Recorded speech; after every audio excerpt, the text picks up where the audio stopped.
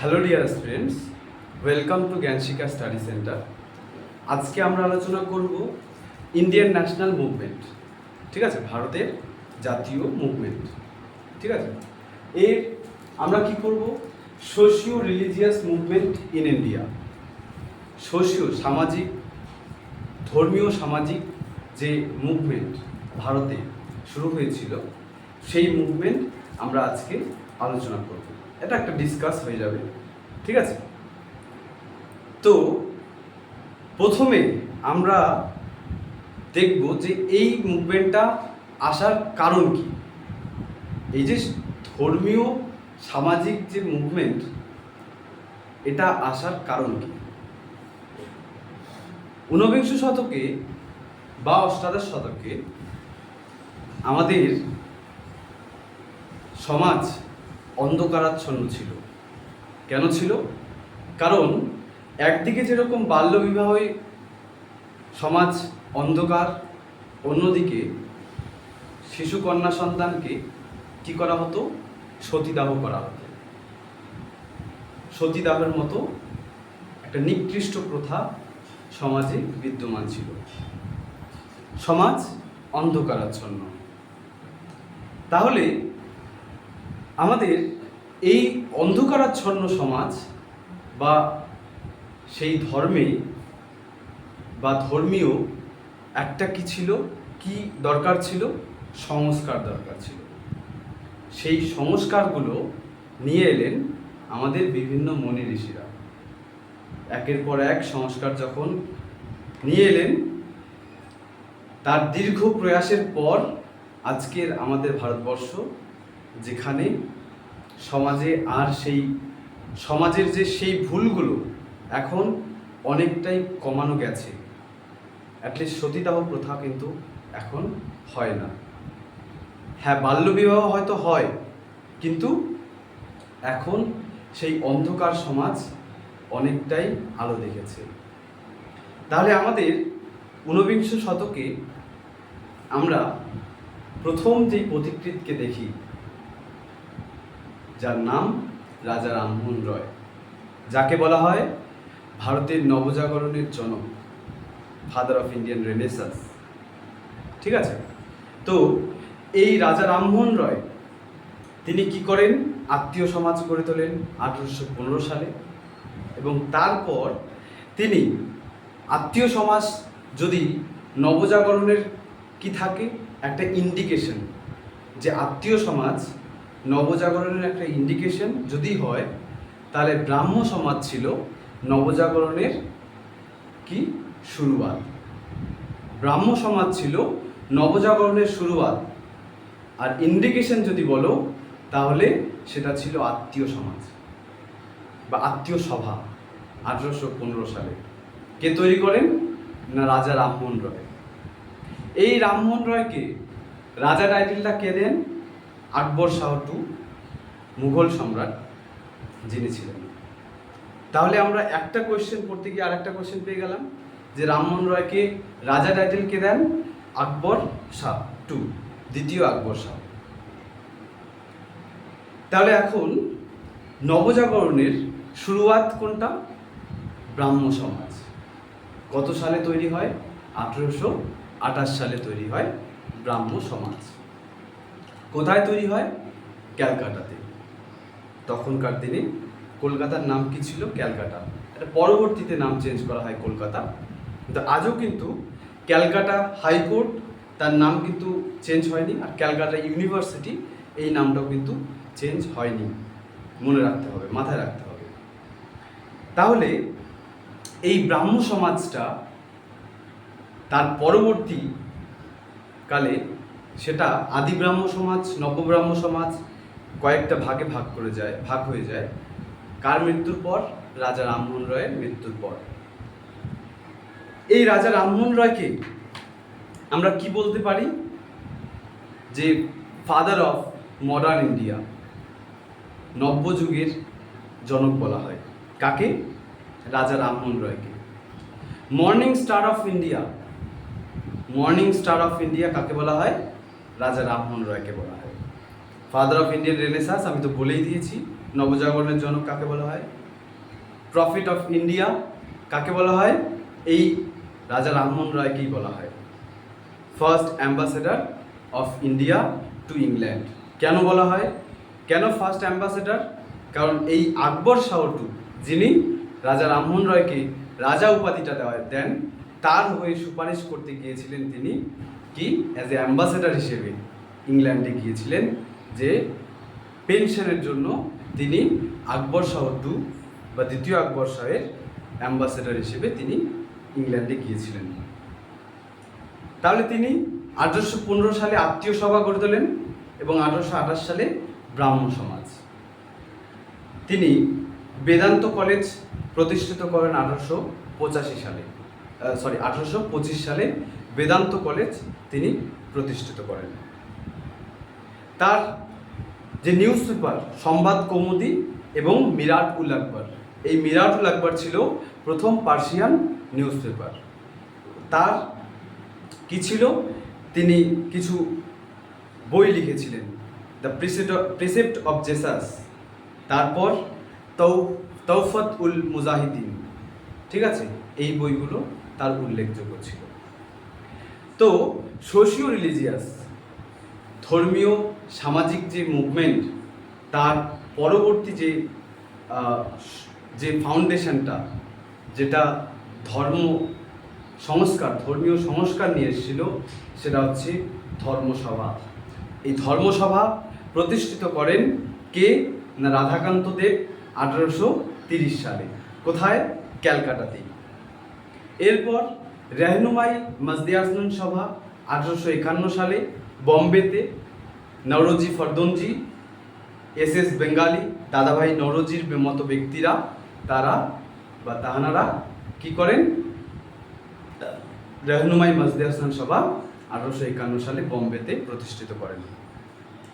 প্রার্থনা সমাজ 1867 সালে বম্বেতে আত্মারাম পাণ্ডুরং তিনি প্রতিষ্ঠিত করেন। এই যে যত আমি ফাউন্ডেশন বলছি বা অ্যাসোসিয়েশন বলছি, সবই ছিল কি? সবই ছিল ধর্মীয় সংস্কারের জন্য।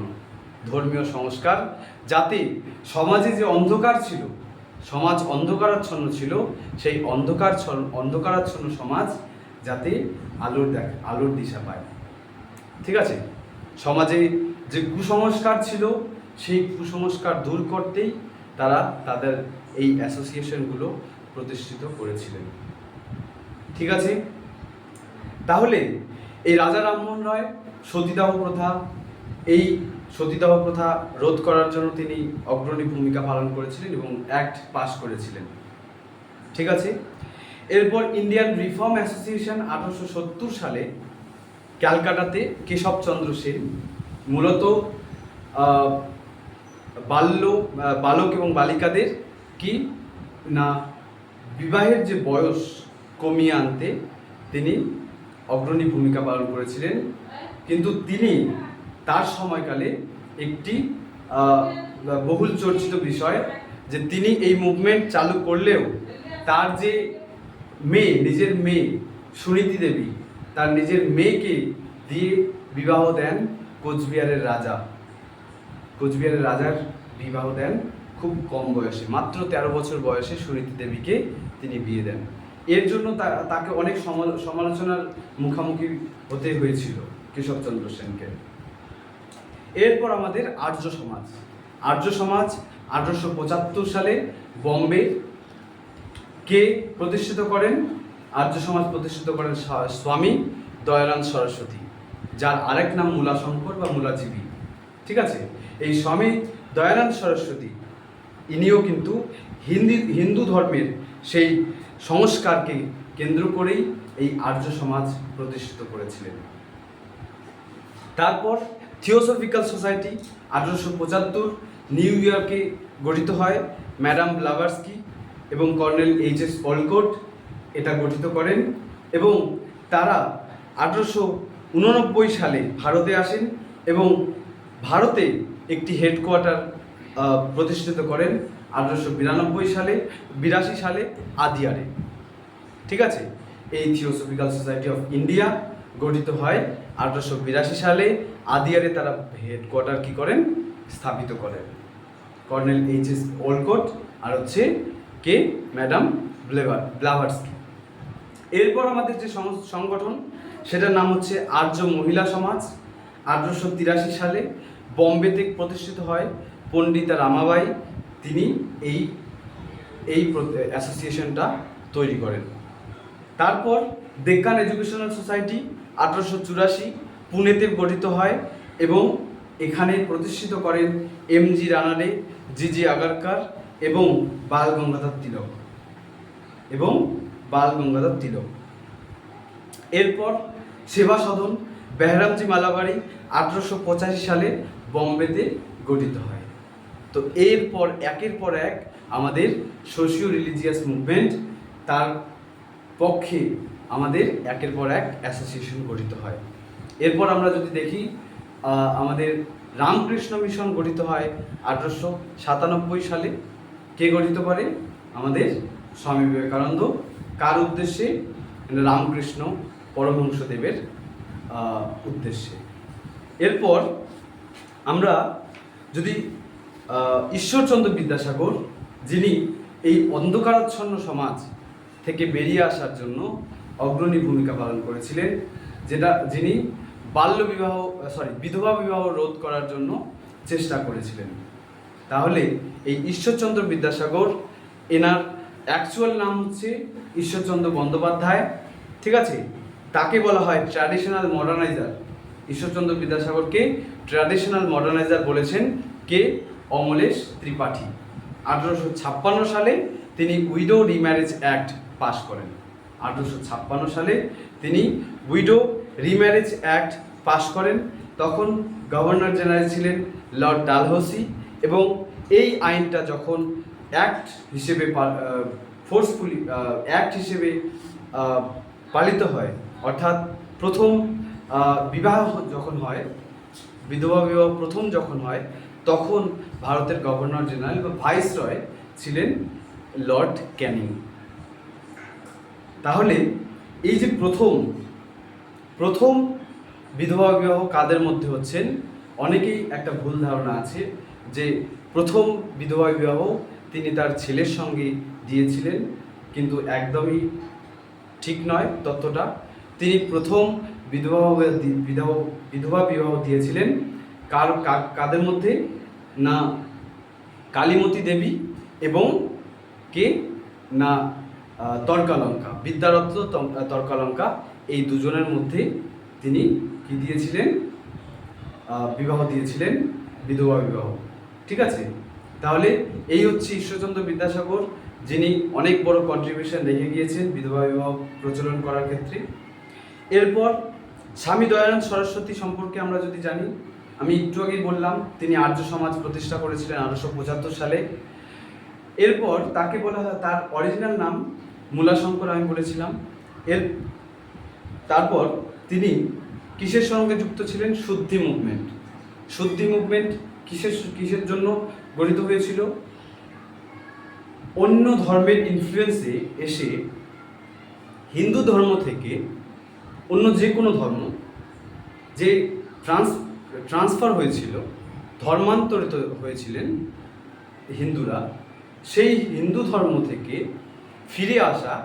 ফিরে আসাকেই তিনি শুদ্ধি মুভমেন্ট হিসেবে প্রতিষ্ঠা করেছিলেন, এবং শুদ্ধি মুভমেন্টের মাধ্যমে বিভিন্ন ধর্ম থেকে যারা একসময় হিন্দু ছিলেন তারা আবার কিন্তু হিন্দু ধর্মে ফিরে আসেন। এরপর তিনি স্লোগান দিয়েছিলেন। কি স্লোগান দিয়েছিলেন? India for Indians, go back to the Vedas, ঠিক আছে? এই সব স্লোগান তার উল্লেখযোগ্য। The Vedas contains all the truth, এগুলো তার উল্লেখযোগ্য কি ছিল? স্লোগান ছিল। তিনি লিখেছিলেন সত্যার্থ প্রকাশ, বেদভাষ্য ভূমিকা, এই কয়েকটা বই তার উল্লেখযোগ্য।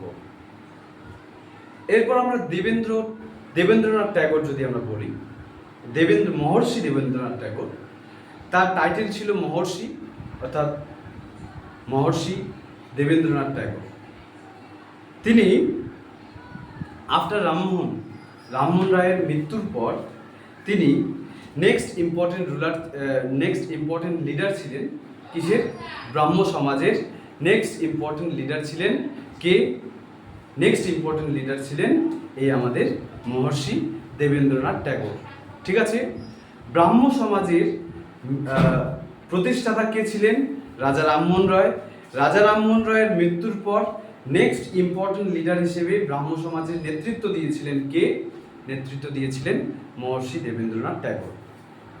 তিনি 1839 সালে তত্ত্ববোধিনী সভা প্রতিষ্ঠা করেন এবং তত্ত্ববোধিনী পত্রিকা স্টার্ট করেন। এই তত্ত্ববোধিনী পত্রিকা সভা থেকে 1800 সালে 43 সালে, এবং 1866 সালে তিনি লিডার অফ আদি ব্রাহ্ম সমাজ হিসেবে গণ্য করা হয় তাকে। ঠিক আছে, এই হচ্ছে আমাদের সোশিও রিলিজিয়াস মুভমেন্ট, আমাদের অন্ধকারাচ্ছন্ন সমাজ থেকে বেরিয়ে আসার একটা পথ যারা দেখিয়েছিলেন তাদের নামগুলো আমি উল্লেখ করলাম, এবং তারা যেই অ্যাসোসিয়েশনের সঙ্গে যুক্ত সেগুলো আমি উল্লেখ করলাম। তাহলে আমি যেগুলো আলোচনা করলাম এগুলো পরীক্ষায় আসার কোশ্চেন। কে কোনটা ফাউন্ডেশন করেছিলেন, ঠিক আছে, কত সালে ফাউন্ডেশন হয়েছিল, কার কি টাইটেল, আমি কিন্তু আলোচনা করলাম। ঠিক আছে, আমাদের এই প্রয়াস যদি তোমাদের ভালো লেগে থাকে অবশ্যই আমাদের জ্ঞান শিক্ষা স্টাডি সেন্টার এই ইউটিউব চ্যানেলটাকে তোমরা সাবস্ক্রাইব করে দেবে। নতুন নতুন ভিডিও পাওয়ার জন্য অবশ্যই কিন্তু সাবস্ক্রাইব করে দেবে। আর এই ভিডিও ডেসক্রিপশনে ফোন নাম্বার থাকবে। আমাদের অনলাইন ব্যাচ শুরু হচ্ছে, পেইড ব্যাচ, অফলাইন ব্যাচও শুরু হচ্ছে। যদি তোমরা আগ্রহী থাকো তাহলে অবশ্যই বিশদে জানতে তোমরা কল করতে ভুলবে না। ধন্যবাদ।